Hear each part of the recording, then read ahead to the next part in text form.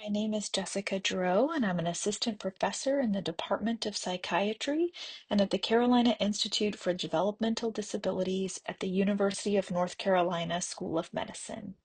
I'm also an investigator with the Infant Brain Imaging Study. Today, I will be sharing some of our work investigating the developing visual system as a building block on the path to autism. The infant brain imaging study employs the infant sibling study design, which allows younger siblings of children with autism to be followed longitudinally. Infants enrolled in the study underwent MRI and behavioral testing at 6, 12, and 24 months of age and recently completed a school-age follow-up. Diagnoses are made by trained clinicians at the 24-month time point around the second birthday. And our sample includes infants with an older sibling with autism, which we will refer to as high likelihood, as well as infants who have an older sibling without autism, which we'll refer as low likelihood, related to their likelihood for developing autism. Since the start of the infant brain imaging or IBIS study, the team has documented several changes in the brain that precede or coincide with early changes in behavior, all of which are present prior to the onset of symptoms. These changes in the brain occur in temporally distinct patterns across different brain phenotypes. As shown here, a period of hyperexpansion in cortical surface area from 6 to 12 months of age precedes the overgrowth of total brain volume at 24 months. While white matter development exhibits a dynamic pattern of differences from typical development, and enlarged cerebrospinal fluid volumes are present at 6 months and persist into toddlerhood. Together, these findings highlight a dynamic unfolding of changes across distributed brain phenotypes from infancy and into toddlerhood. More recently, our work has begun to converge around the developing visual system, where we found multiple lines of evidence demonstrating links between genetic liability for autism, the developing structure and function of the visual system, and links between the visual system and behavior. I'll outline a developmental timeline of key differences in visual system development and links to behavior in autism from infancy through school age. And I'll end this talk by offering a model that connects our various findings and highlights potential next steps for our work.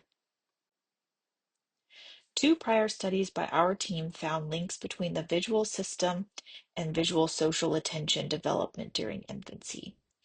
Elison and colleagues reported that the microstructural integrity of white matter fibers of the splenium of the corpus callosum was related to visual orienting or visual attention behaviors that we measured by eye tracking at 6 to 7 months of age. The splenium is a major white matter bundle connecting the left and right visual occipital areas. At 12 months, our team reported that functional connectivity strength between the visual and posterior default mode networks in the brain was associated with bids for joint attention during play. Both visual orienting and joint attention develop differently in autism. MRI studies have found that the surface area of the visual cortex, especially in areas responsible for processing visual information, undergo a period of hyperexpansion from 6 to 12 months of age. During this same period, the amygdala grows rapidly and becomes enlarged in autism by 12 months of age. The amygdala shares direct projections to the visual cortex and plays an important role in visual attention and socio and emotional processing. The same study also found associations between the rate at which the amygdala grew and later social symptoms of autism around the second birthday. A follow-up study to this also looked at seed-based functional connectivity between the amygdala and the rest of the brain at 12 months of age, where we found that weaker connectivity between the amygdala and visual cortex was present in infants who had an older sibling with autism, regardless of whether that child went on to receive a diagnosis. This connectivity pattern was associated with motor and communication abilities and suggests links to genetic liability for autism. Recently, we interrogated brain-wide patterns of functional connectivity in relation to several aspects of behavior at school age, including autistic social features, repetitive behaviors, attention, cognition, anxiety, and motor abilities. Out of all the behaviors tested, we found that connectivity between the visual network and the salience network were related to autistic social features measured at school age. The visual and salience networks together may play an important role in guiding how information is processed in the brain. This work adds to our reports demonstrating that familial autistic traits as markers of genetic liability for autism that runs in families may be associated with the development of the visual system in infants at high likelihood for autism. For example, we have reported that autistic traits in older siblings or probands was associated with developmental trajectories of cortical hyperexpansion, and this was especially true in areas responsible for processing visual information. We also found that higher levels of autistic traits in probands were related to patterns of white matter development in the splenium, as well as weakened functional connectivity between the visual system and other brain networks.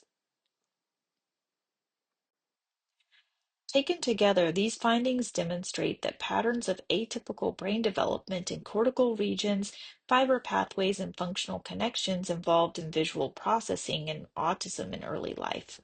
These differences are present both before and after the onset of symptoms. This work mirrors recent evidence of robust differential gene expression in the visual cortex in autism, and is also in line with the development of the visual system and its role in early behavioral signs of autism, including visual orienting and the initiation of joint attention. Together, our findings from multiple studies provide evidence for a developmental model where genetic liability for autism may impact the developing visual system, which could set off a cascade of brain behavior changes that alter environments for social learning and ultimately give rise to the emergence of the defining social features of autism. Our work to date suggests that the visual system may have a foundational role in autism that could be important as we think about designing early pre-symptomatic interventions to improve outcomes. This is especially true because the visual system is ripe for developmental and experience-dependent modulation in early life. We intend to follow up this work to establish a clearer understanding of visual system development during infancy that could be necessary to inform the next wave of intervention studies. We are incredibly grateful to all the families and children that participated in this research and improved our understanding of early brain development and autism. If you have any questions, please feel free to reach out to us. Thank you.